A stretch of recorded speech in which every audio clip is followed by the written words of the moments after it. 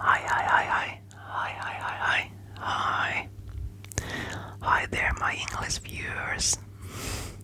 I'm sorry I haven't done an English speaking version for a while. I try to make at least few English versions in a month, I promise. Because I know that there is a lot of you that would like to listen to me in English as well and not always in Finnish. So here I am, in English. Just came from the shower, so my hair is a bit wet, but let's not care about that. I'm hiding actually in my daughter's room because there is this little dog who's barking over there in front of our home. It's one of the neighbor's dogs, and it's barking all the time, and it's quite annoying. I started one video over there and I had done it like 5 minutes and then I had to quit because the barking just didn't stop. And to me, I can't handle like that kind of noise in ASMRs. If there's barking dogs or crying kids or loud, like, I don't know, cars behind this video, so I can't handle it. So here we are, hiding in my kids' room. And one of the things I was thinking that I could talk about is the differences between Australia and Finland. I have probably done a bit similar video before, but I have noticed new things and I want to talk about it because it's also interesting for viewers to hear the differences between two countries. And one of the things that I have noticed is that there is, at least not in Mackay, there is no proper bicycle lines. There is no proper bicycle lines. We bought bicycles, but we really can't use them because you would always have to take the bicycle somewhere with your car, so you would be able to drive there. And there's no point in that because we have 3 kids and the smallest one is only 6 years old, so I don't want them to be driving with the vehicles because if they do a little like mistake while they are steering, they might end up under a car. So that's something that I really miss here, that you would have like proper bicycle lines where you could bike. For example, there is a really nice botanical garden where you could go and bike, but to get there you have to drive next to cars, and there is no sidewalks or anything like it, so just next to the cars, and we can't do that with the kids, so that's bloody annoying. And I don't know, is it the Australian thing or is it just here in Mackay, because it's usually so hot here that no one bikes here, so there is no bicycle lines. I don't know, but it's odd. And then also, if you want to go, for example, there is few bridges, and on the bridges there is no like walkway. So if you want to walk through the bridge, you have to walk on this little eeny tiny whiny like path next to the cars, or you have to bike on that one, and it doesn't feel right. It feels really scary. There are huge trucks on the road and you don't want to really like drive next to them. Oh, awful thought. But yeah, that's something that I miss in Helsinki. There's a quite good bike lines everywhere. And what else? Yeah, about the school system. In Finland, school is free. I think here as well in state schools. So you don't have to pay any kind of fee for the school. And in Finland there's always, every day there's a warm meal for everyone at the lunchtime. So you don't have to pack lunchboxes, which is nice. This lunchbox thing drives me nuts. I have 3 kids, so I have to do 3 lunchboxes every evening. And usually the lunchboxes come back like that. They have eaten like only a few things from there, and then they are really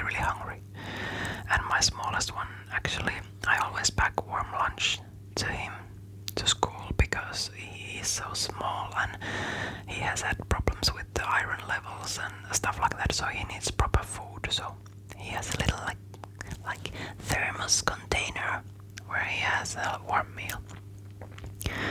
But I really like the Finnish system where you can get like warm meal at school. And what else? I'm not sure. Is it the thing because our kids are in a private school that it's quite strict and quite formal, and you have to wear a school uniform. Well, actually, every school has to wear a uniform in Australia, I think. Yeah, but in Finland we don't have school uniforms. There are ups and downs about it, because in a way it's quite easy. You don't have to think about it. You have certain kind of uniforms for each day. Is it like a sport uniform or is it a formal uniform?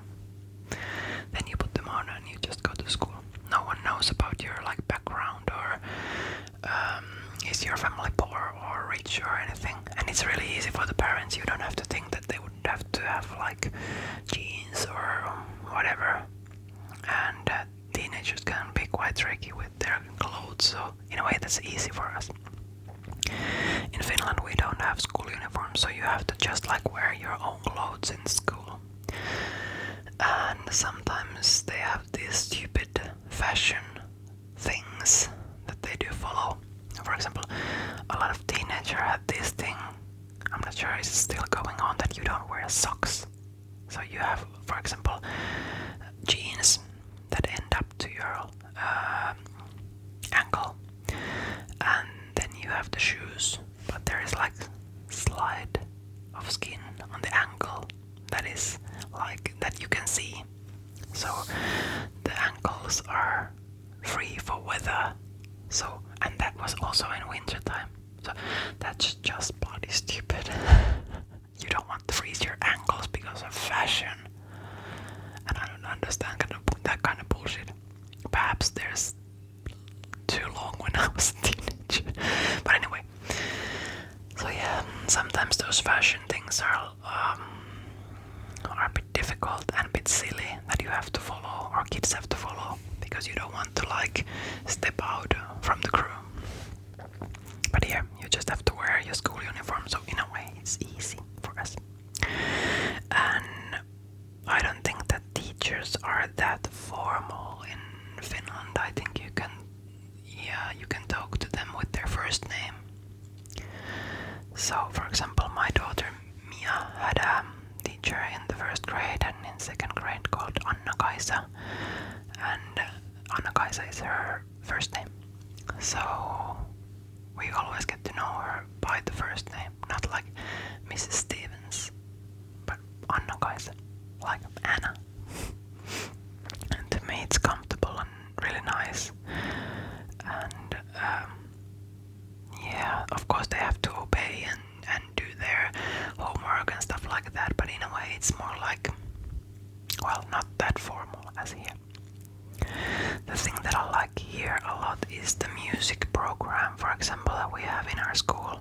I'm not sure, is it an Australian thing or is it just our school thing, but that's something that I really like.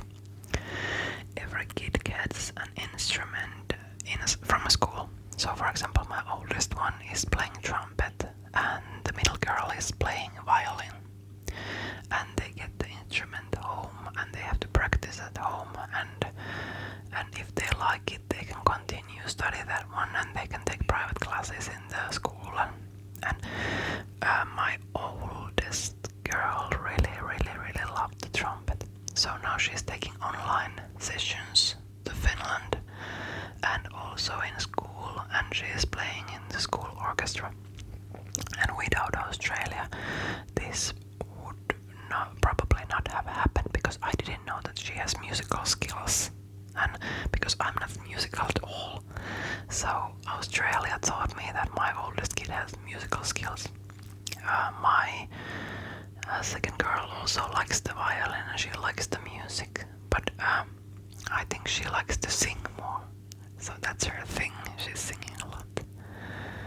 And yeah, that's something that I really value, that the school is like giving the opportunity for the music in a different way than in Finland. In Finland you would have to be an active parent to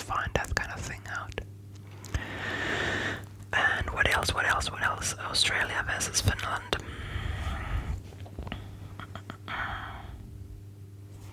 What else do I see? I don't talk about the climate because it's so obvious that the climate is so different. I'm trying to figure out. I have done a list about this in Finnish. So what was the other ones that I was like wondering about? Something that is different here is the car colors. In Finland you wouldn't see white cars at all because it's a really tricky color in Finland because there's a lot of snow and wet and grey weather. So in a way, if you buy a white car, you can almost instantly see it's grey, that it's gonna get grey and muddy and dirty. So the cars are like grey and black and perhaps red in Finland, but no white cars. And in Australia, all the cars are white. And that's because of the sun. You want to keep the heat away from the car. And that's understandable. But it's a totally different situation than in Finland.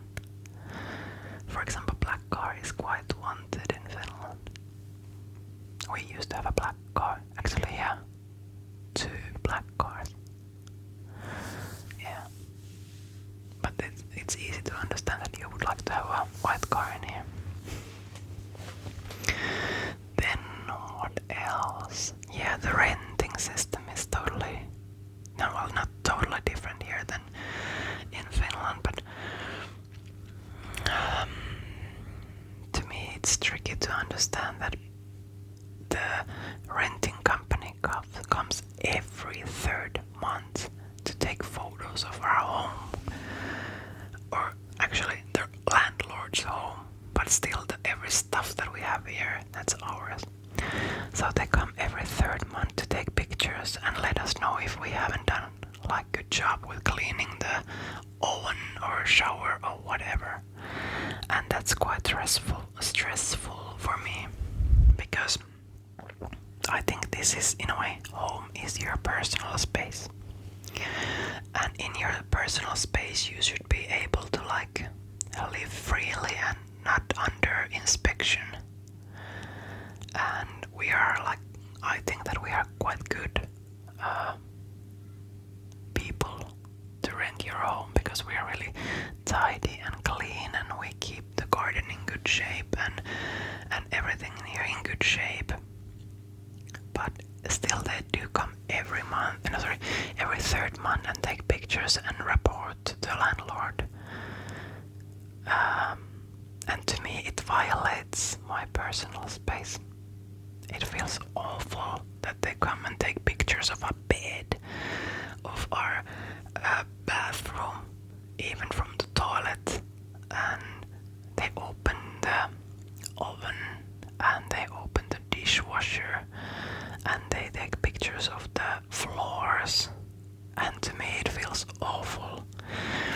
In Finland, if you rent your home, as we have done, so we have rented our home out for the while that we are here, you just rent it out and they pay like 2 months rent for this account, so it's like the deposit that they put in. And then after that you just trust that they are keeping your home in good control, and every year you will ask, would you like to continue, and they say yes or no. So it's 1 year period. And if there is some problems, for example in our home the dishwasher broke, so then they contacted us and said the dishwasher is broken and we bought a new one, and that's that. You don't go and take pictures of their home. I know it's our home, but it's just the walls that we own. So in a way I think you could go and take pictures of the walls, but not with their stuff in it. And I don't, in a way, I trust them, I don't want to see them. They are good people, and of course sometimes you get like little marks to the wall or to the floor, and that's totally understandable. When you live and you're a family and you have a small kid, something little might happen. But if there's nothing big, like you wouldn't go in there and take photos. That feels really odd to me. And I have asked several times from my Australian friends that please tell me that this is normal and not just that are like the company who's renting this to us is like weird. Yeah. But they have taken every third month they come in and we have to clean and polish and do everything here. So we wouldn't get like any notes. And I have actually got 2 notes that we should clean the shower door better because there is like these caulk marks and they are really difficult to get out because I think the water is quite filled with caulk. I'm not sure do I pronounce it right? Caulk. Anyway, so it leaves these weird marks and we have tried to wash it several times and really given it some time so we could like get it clean and perfect, but it's really tricky with the caulk marks. So we have to perhaps buy this like some kind of liquid which is made for caulk marks.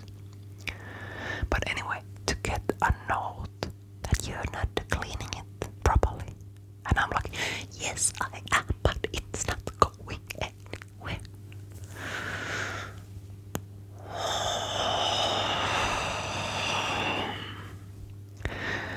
Oh well. And then is the thing with small talk. Australians love to do small talk. When you go to a store, there's a salesperson who say, hi, how are you? They don't really want to know how are you. It's just like phrase without any meaning. I'm good, how are you? Why do you say things that you don't really want to know? Finns don't do small talk.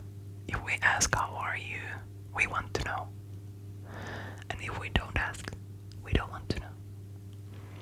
And that similar weird chit chat is really common here. Like people are talking about nothing and asking questions that don't mean anything. It's odd. And I really had to understand that they are just doing it because it's a habit, not because they would like to know how I am. And in an elevator in Finland, no one talks. It's a silent moment. If you start to talk in an elevator, you're the odd one in Finland. People do not talk in the elevator, and not to the stranger in the park. They don't say hi to a runner who comes like against you. You don't say hi to them. You just go along and mind your own business. And sometimes it's exhausting. And even when I go and buy clothes, and all of the sales people come on and ask, "Can I help you? Are you just happy browsing? Can I help you with something?" I'm like, leave me alone. I just want to walk around here in silence and do my own thing. And I ask help when I need one. Yeah, so Aussies, they talk a lot compared to Finns. And I'm not perhaps the most common Finn. I'm quite more talkative than the regular Finns, I think. So in a way you get a wrong picture of Finns as well here. But anyway, I wanted to talk to you in English and I hope you didn't like it. And if you want to hear more, please tell me and I will do the next video soon. Alright.